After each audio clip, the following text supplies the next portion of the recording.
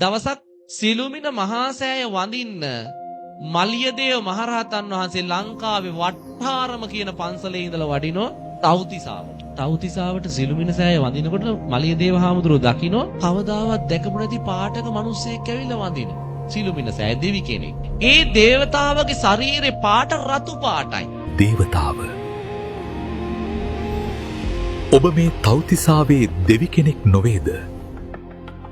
නැත ස්වාමීනි. මා තුසිතයේ සිට සිළුමිණ සෑය වන්දනා කරන්න පැමිණියෙමි. අනේ දේවතාව ඔබ තුසිතේ ඉපදෙන්න කලින් කොහෙද ඉපදිලා හිටියේ? ස්වාමීනි මම ඉපදිලා හිටියේ ලංකාවේ. දේවතාව ඔබ ලංකාවේ කොහෙද ඉපදිලා හිටියේ?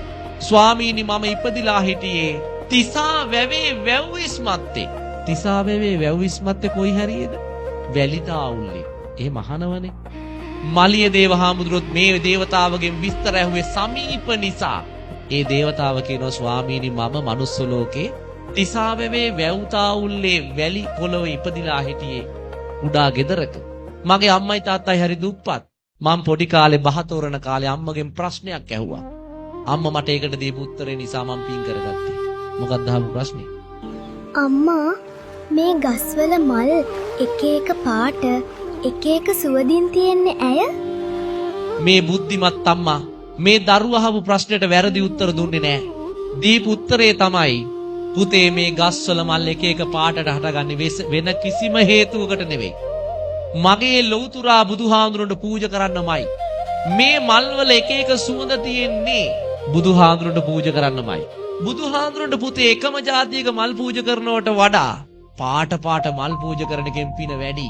එක එක සුවඳ තියෙන මල් පූජා කරන එකෙන් පුතේ පින වැඩි කිව්වා. අම්මා දීපු උත්තරේ කොහමද? අර පුතා එදා ඉඳන් මලක් දැක්ක ගමන් කඩාගෙන දුවගෙන ගෙදර රන් එනවා. අම්මේ අපි මේක පූජා කරමු.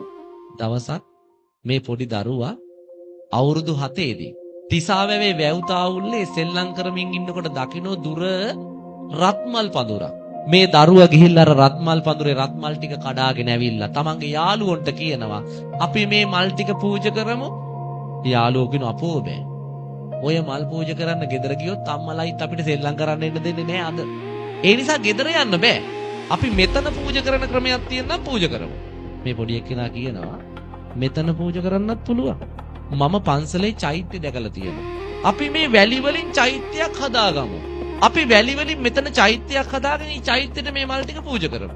පොඩි එක්කෙනා පන්සලේ තියෙන චෛත්‍ය තමන්ගේ හිතේ මවාගෙන අර වැලි වලින් චෛත්‍යයක් හැදුවා. වැලි වලින් චෛත්‍යයක් හදලා අර චෛත්‍ය වටේට මල් ටික තියලා පූජා කළා. මේ පොඩි දරුවා වැලි වලින් චෛත්‍ය හැදුවත් පන්සලේ චෛත්‍යේ ඒ ධාතු ගර්භය හිතේ මවාගෙන මල් ටික පූජා කළා. ජීවමාන සංඥාවෙන් පින් සිද්ධ වුණා. හැබැයි ඒ දරුවා ගෙනාපු ආවුස එතනින් ඉවරයි. පෙර සංසාරේ කර්මයක් ඉස්මතු වෙලා එදා රාත්‍රී දරුවට උදරාබාධයක්. දරුව රෑ මිය ගියා. මී යන වෙලාවේ දරුවගේ හිතේ හවස පූජා කරපු රත්මල් ටික තුති චිත්තේ යහපත් දරුව දිව්‍ය ලෝකෙ ගිහිල්ලා ඉපදුනා රතු පාටට. හිත අද එයි මරු පින් කරගන්නේ කෙලෙසද සෙට මරු නේය සිතන්නේ. ඔය ඇත්තොත් මමත් මැරෙන වෙලාව අපි කවුරුවත් දන්නේ. ඒ නිසා ඒ මැරිලා වැටෙන මොහොත වන විටත් අපි පිනෙන් පොහොසත් වෙලා ඉන්නවා.